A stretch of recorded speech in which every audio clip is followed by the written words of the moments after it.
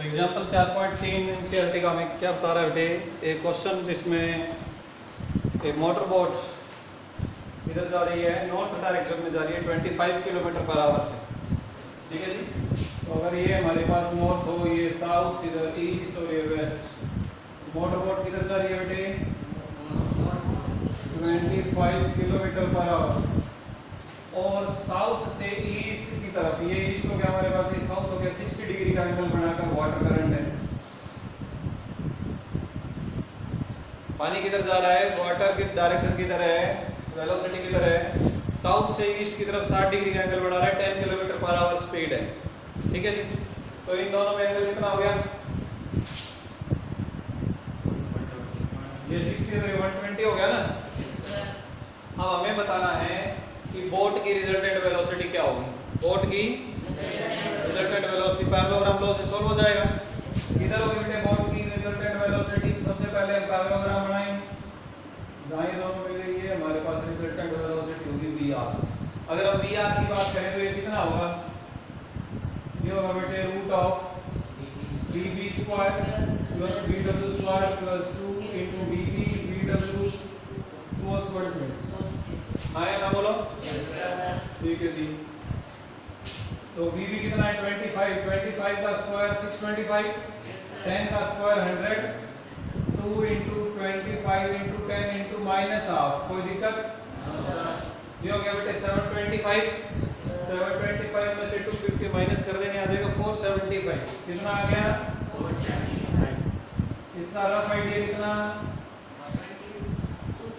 22 kilometre per hour, 22 kilometre per hour से boat चल रही है, जबकि उसकी एक्चुअल वेलोसिटी कितनी है 25, एक्चुअल वेलोसिटी कितनी है 25, और इफेक्टिव या रिजल्टेंट वेलोसिटी है 22। मतलब उस वाटर करंट की वजह से उसकी जो वेलोसिटी है वो कम हो रही है, वाटर करंट की वजह से उसकी जो वेलोसिटी है वो कम हो रही है। Is that clear to you?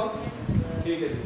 क्यों कम हो रही है, देखो जैसे मान लीजिए हम साइकिल चला रहे हैं, सामने से हवा चलती है, हमारी स्पीड कम हो जाती है, ठीक उसी प्रकार यहाँ पर ये जो वाटर की वेलोसिटी है, अगर मैं आपको समझाना चाहूँ तो ये वाटर की वेलोसिटी के दो कंपोनेंट होंगे, एक कंपोनेंट इधर, एक कंपोनेंट इधर।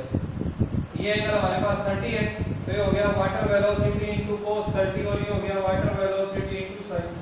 आया ना बोलो? yes, ये जो कंपोनेंट है ना, ये इसका ऑपोजिट है, इसलिए इसकी वेलोसिटी को कम कर रहा है, इसकी वेलोसिटी को क्या कर रहा है बेटे, कम कर रहा है। और ये जो कंपोनेंट है ये इसको इधर लेके आने में हेल्प कर रहा है, मतलब जो इधर जाना चाह रहा है उधर ना जाके इधर आ रहा है। हाँ या ना बोलो? Yes sir. समझ आई आपको बात? तो ये हमारे पास नेट वेलोसिटी है बोट की। अब हमें क्या निकालना है, डायरेक्शन।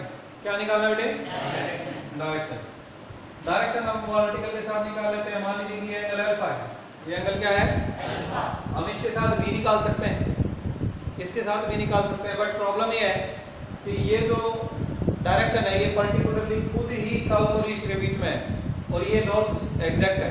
तो हम अगर यहाँ से हमें एंगल पता चल जाए, मान लीजिए कि एंगल 60 70 जितना भी डिग्री आ जाए, तो हम कह सकते हैं कि नॉर्थ से इतने डिग्री का एंगल बना रहा है। ठीक, अब ध्यान दें। तो हमारे पास टेंजेंट अल्फा क्या फार्मूला होता है बेटे, b sin theta divided by a plus b। अब अल्फा जिसके साथ है उसे हम a मानते हैं, और जो दूसरा बच गया वो b है, तो हमारे पास ये b हो गया। तो b कितना 10 into sin 120 degree divided by a कितना 25 प्लस b 10 cos 120। कोई दिक्कत? ये आ जाएगा बेटे 10 into sin 120 होता है अंडर रूट 3/2। sin 120 डिग्री कितना होता है रूट 3/2।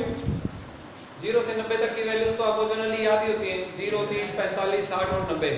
120 का भी यूज बहुत होता है, तो sin cos दोनों 120 डिग्री पर भी आप याद रखें। sin 120 होता है हमारे पास रूट 3/2 और cos 120 होता है माइनस हाफ। ठीक, तो यहाँ पे बेटे 25 plus 10 into minus half. Clear हुआ?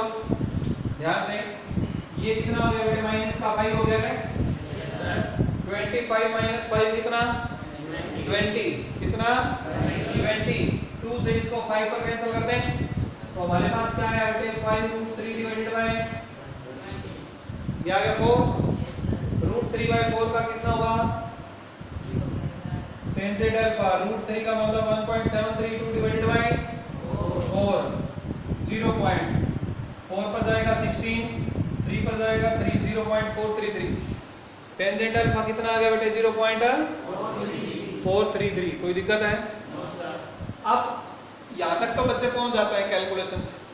अब बच्चों को दिक्कत किस चीज में आती है कि टेंजेंट कितने डिग्री पर ये आंसर होता है, मतलब अल्फा की वैल्यू कितनी होगी, हाँ या ना? अब अल्फा की एग्जैक्ट वैल्यू निकालने का तरीका है T ratio table. Exact value निकालने का क्या तरीका है? T ratio table. जैसे एक लॉग टेबल आती है वैसे ही साइन कोसाइन की भी टेबल आती है, अलग अलग एंगल के ऊपर हमें वैल्यूज दी होती है, ठीक है जी।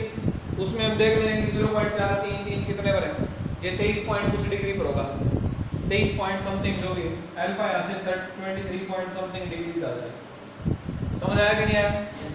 ये तो एग्जैक्ट तरीका। बट अगर हमारे पास टी रेशो टेबल ना हो तो घर पर तो हम साइंटिफिक कैलकुलेटर्स का यूज कर सकते हैं, बट एग्जाम्स में साइंटिफिक कैलकुलेटर्स अलाउड नहीं होते, इसलिए हमें घर पर भी उनका यूज नहीं करना चाहिए। क्योंकि अगर हमने साइंटिफिक कैलकुलेटर या सिंपली कैलकुलेटर की आदत डाल ली तो बाद में आप अपने आप से कैलकुलेशन नहीं कर पाएंगे, इसलिए कैलकुलेशन आपने खुद ही। तीसरा तरीका है उसमें हम रफ अंदाजा लगा सकते हैं, लगभग आइडिया लगा सकते हैं, उसमें एग्जैक्ट आंसर पर हम पहुंच भी सकते हैं, नहीं भी, दोनों ही पता है। कैसे? टेंजेंट 0 डिग्री की वैल्यू कितनी होती है बेटे, और टेंजेंट 30 डिग्री की वैल्यू कितनी होती है?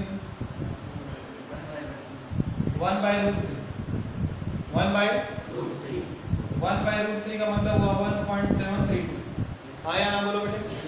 कोई दिक्कत है किसी बच्चे को? Is it okay?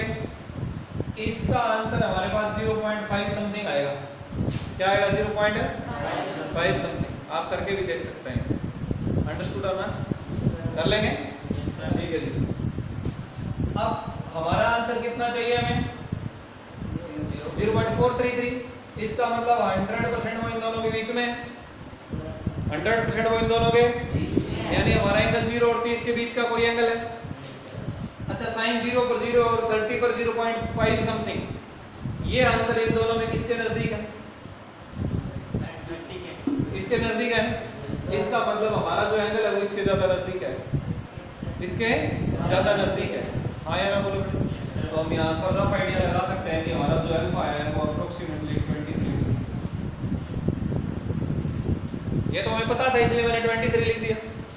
आप 22, 24 एस्टिमेट कर सकते हैं, रफ आइडिया। हाँ या ना बोलो बेटा? अगर हमें ये भी नहीं करना तो क्या करें? आपको मैं अलग अलग ऑप्शंस बता रहा हूँ। पहला ऑप्शन टी रेशो टेबल, अगर वो नहीं है तो साइंटिफिक कैलकुलेटर, पर वो हमें यूज नहीं करना इसलिए इस ऑप्शन को बंद ही रखो, ठीक। तीसरा hit and trial method, idea लगाना, पर उसमें गलती के चांस ज्यादा है। चौथा, अगर टेंजेंट अल्फा इतना है तो अल्फा होगा बेटे टेंजेंट इनवर्स 0.43। बस, कोई गलती नहीं है, right answer.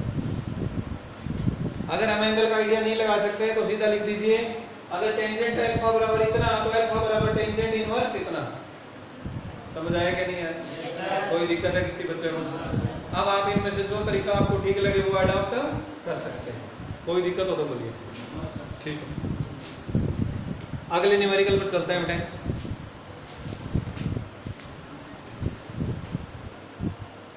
One more numerical. चलो इसमें इस न्यूमेरिकल से पहले हम थोड़ा वेलोसिटी और एक्सेलरेशन के बारे में भी पढ़ेंगे, ठीक है? Velocity and acceleration in 2 dimensions. Velocity and acceleration in 2 dimensions. कोई दिक्कत?